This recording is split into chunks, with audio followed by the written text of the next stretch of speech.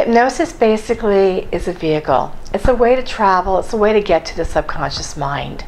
So we as human beings have two aspects of mind. One is consciousness, and consciousness is the part of the mind that we're aware of. It's the part of our mind that thinks, evaluates, it reasons.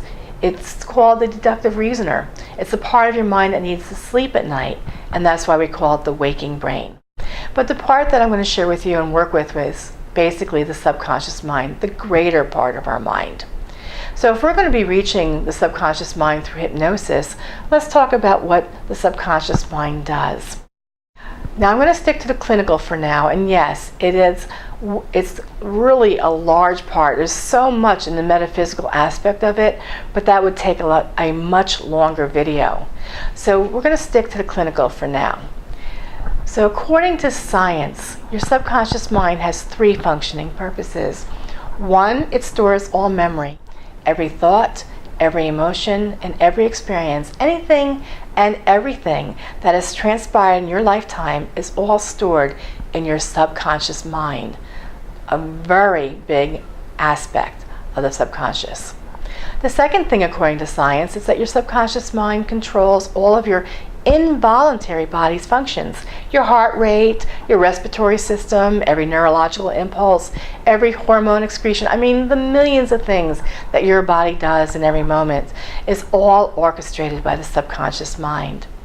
And the third thing, according to science, that your subconscious mind does is that it acts out all images. Acting out an image, what does that mean? Well, first let me say that we all have our own images. You have yours, I have mine, your neighbor has theirs.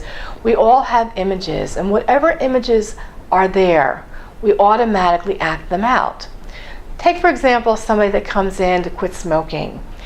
Their conscious mind says, you know, you really should stop smoking. It causes heart disease and lung cancer, it's expensive, and many good, very viable reasons. But the subconscious mind says, but we like it. It relaxes us, or whatever image you have in the subconscious. And that's where the change needs to occur. This is where we need to go. You change your subconscious, you change your life. It's not about consciousness, it's about subconscious change. So, how do we change the subconscious mind? There's certain techniques and certain characteristics on how to work with the subconscious mind, and I'd like to explain them to you now at this point in time. So one of the characteristics of the subconscious mind is that it cannot tell the difference between a truth and a lie. So, for example, take a child that's born to very negative parents, and unfortunately they're saying awful things such as, for example, you're stupid, you're bad, you're ugly. And this is a normal kid, normal intelligence, normal 2 legs, 2 arms, a regular body. And hearing all these negative things, what happens? More often than not, that child unfortunately acts out that image.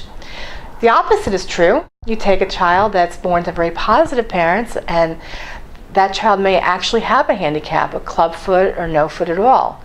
And their parent is saying to them, you could be great. You could climb Mount Everest. You could be the president. Well, that child will run the Boston Marathon with 1 leg. I've seen this done. I don't know that I could do it with 2, but I've seen them do it with 1. So, what's really important to know about the subconscious mind is that it cannot discern the truth or the lie. So we're going to program what you want to create, regardless if you feel connected with that or not. And that's what will happen. That's what will manifest. Another trait and characteristic is that you have 2 windows of opportunity every day in which to program your subconscious. It's an organic time. It's when you first wake up. It's in that state called hypnopompic. And it's right before you sleep in a state called hypnagogia. Now you don't have to remember those terms. I gave them to you so you can look them up and Google them if you want to learn more about them. But it's just good to know that when you first wake up and right before you sleep, you have an opportunity in which to program your subconscious every day, and it's a natural state of being. Another aspect of the subconscious is that it works from images. So it does not recognize negatives. If you say something in a negative form, you will create it. So you need to be very aware that you program your subconscious by what you want to create, not what you want to eliminate. For example, somebody says, I want to stop smoking, or I want to quit smoking. What happens? All that person does is think about smoking the entire time, because they're actually programming the subconscious to smoke. So instead of saying what you want to eliminate, you would say this: I only breathe the crisp air of winter, the sweet air of spring, the warm air of summer, my lungs filled with oxygen, breathing deeply, life force vitality coursing through my body.